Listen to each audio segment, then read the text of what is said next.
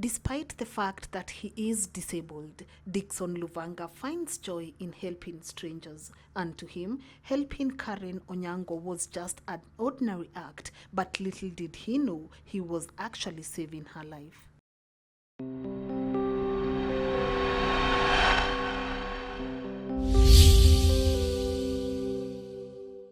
My name is Karen Onyango.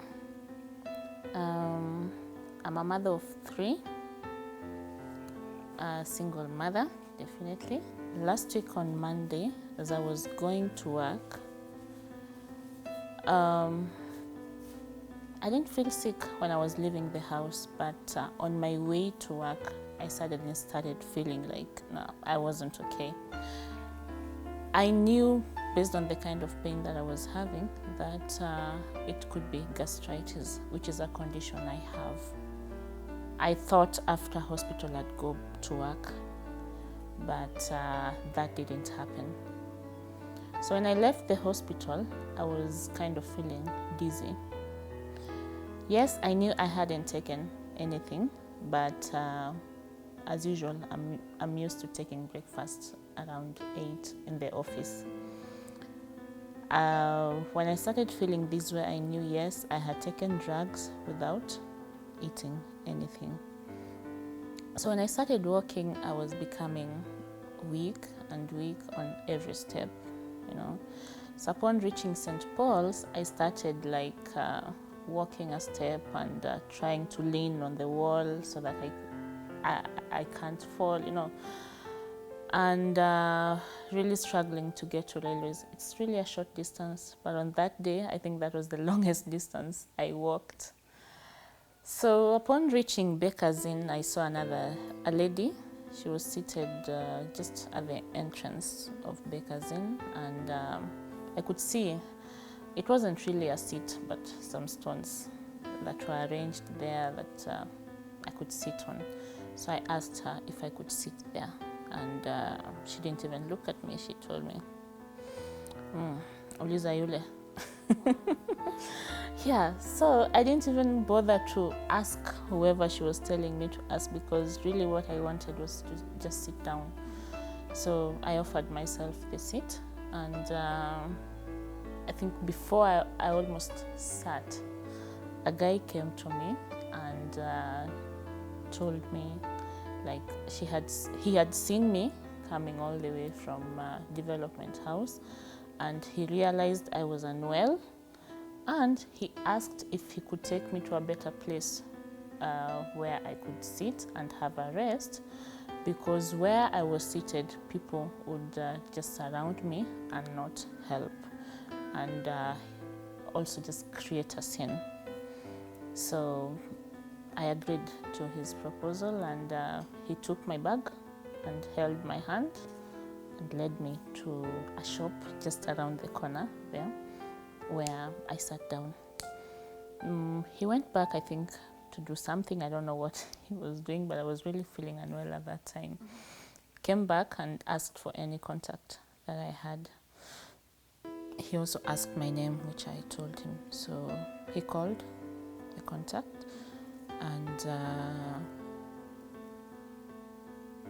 the person said he was in Rongai and he'd come. He was now on his way to town. But I think he realized that he won't make it in time. So he called back and told now this man, who I later found out his name was Dickson. He told him to try and find me a taxi to take me to Nairobi hospital. Lakini hata mimi nikimsaidia, nilijua nasaidia tu kawaida vile huwa nasaidia wakati mwingine. But nilishtuka by Monday. Sunday aliponipigia simu akiniambia, "Ni unanifahamu?" Nikamwambia sikufahamu. Akaniambia, "Ni mimi yule msana ulisaidia kiwa mgonjwa." Maana mimi hata naye nilikuwa nimepoteza contacts. Sasa yule nilikuwa napigia simu akuje kumsaidia. So nilifurahi sana kwa sababu penye nilikuwa na shida, mwenye nilikuwa nasaidia na alikuwa hali mbaya. Anaweza kuwa naendeleaje ama ako vipi? Lakini aliponipigia nilifurahi kwa sababu unajua si rahisi. Na ndio Monday nikiwa ninaendelea na shughuli yangu kawaida, yeye pia kitambo nimpigie simu, akanipigia simu kunijulia mimi hali. Saa zile mimi nafikiria kumpigia yana, nikipigia kunijulia mimi hali. Nikamwambia hata nilikuwa nataka kukupigia. Nikamuuliza unaendeleaje? Akaniambia naendelea vizuri. Tukimaliza kuongea na hivyo baada ya 30 minutes ndio nikaona watu wanakuja kuniuliza wewe ndio Dickson? Nikamwambia mimi ni Dickson. Nikafikiria labda kuna mtu ametumana kitu labda kwangu. Kaniambia hapana, tumeona story yako kwa Facebook. Kuna mama ulisaidia. So nikauliza nimewekwa kwa Facebook? Akaniambia ndio. So ikawa ni hivyo na watu wakazidi kukuja kunisalimia na kunipongeza kwa ile kazi nilifanya.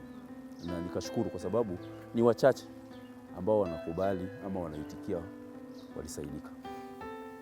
Yeah, so the taxi comes and he tells me, oh, the guy is already here. Oh, just try and walk to the cab. But I'm really, like now, very weak.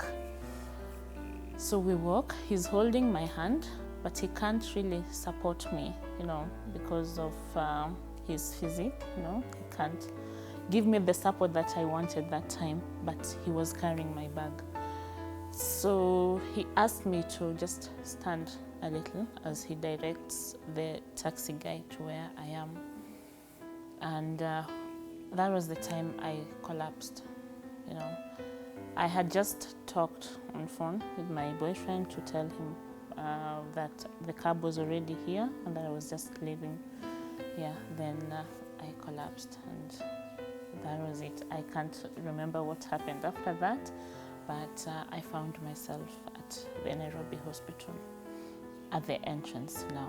That's where I regained my consciousness.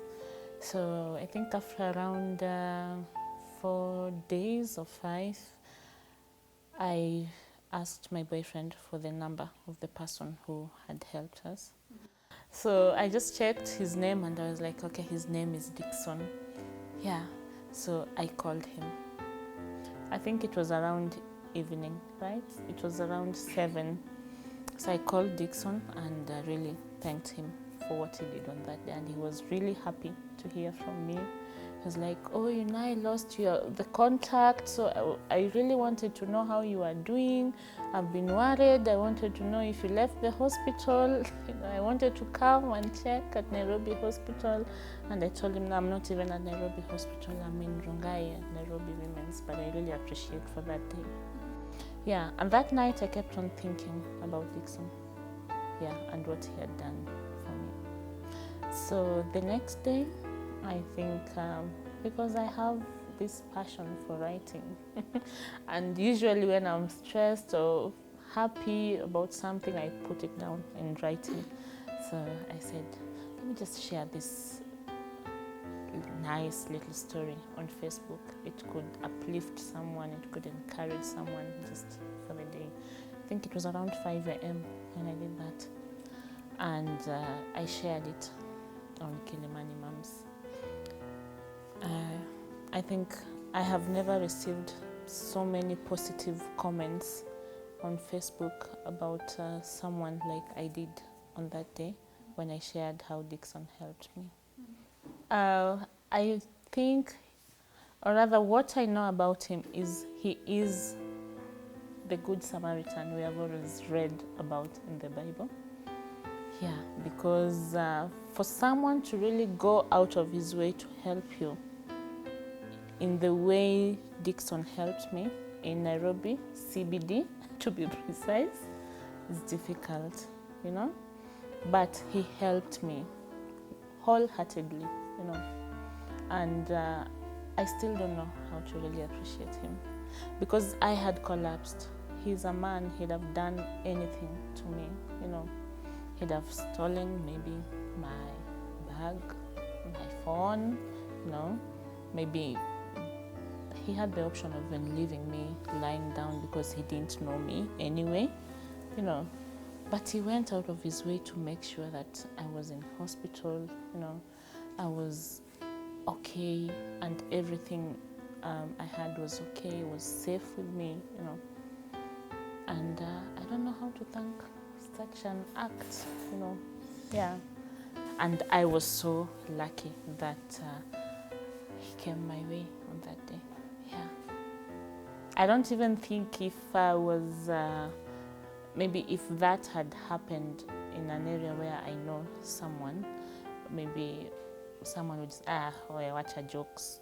Oya, amka. You know, you know how Kenyans are. Someone would just tell me, ai, wewe, wacha jokes, amka, wanataka nani akupeleke hosi, you know. But he didn't know me, he was a stranger, and he took care of me. Yeah. Despite his being able differently, you know, he was there with me.